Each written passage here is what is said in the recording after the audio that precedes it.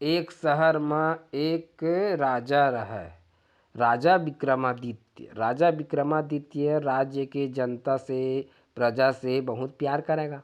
बराबर सबके दुख सुख के बारे में सोचत रहे। एक दिन राजा है दरबार में बैठे रहते ना, तो सब दरबारी ला एक ठीक प्रश्न पूछते कि अगर सबके दाढ़ी में आग लग जाही और मोरो भी दाढ़ी में आग लग जाही, तो ए बतावा तुमन काकर दाढ़ी के आगी ला सबले पहली बुझा। अब दरबारी मन राजा के हाँ में हाथ मिलाने वाला है, और कई झिनो चापलूसी भी करत रहते है ना। तो सब कोई का कहते कि हमन न राजा साहब सबसे पहले तोरे दाढ़ी का बुझाबो। लेकिन एक दरबारी चुप रहा। तो राजा पूछते तय कैसे चुप हस गा। तो वो कहते राजा साहब ई मन न तोला खुश होए कही के ऐसने बात बोला थे।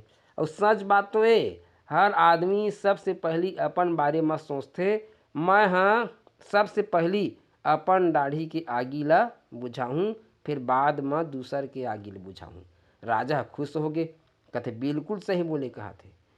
हर आदमी ला ना पहली अपन बारे में सोचना चाहिए। हर आदमी ला पहली अपन बारे में सोचना चाहिए, फिर बाद में दूसर के बारे में सोचना चाहिए। जेकर घर खाए ला नहीं हो वो दूसर ला का भीख दी। पहली अपन आप ला देखा, अपन आप ला सुधारा, अपन आप ला बनावा, ओकर बाद दूसर के बारे में सोचा।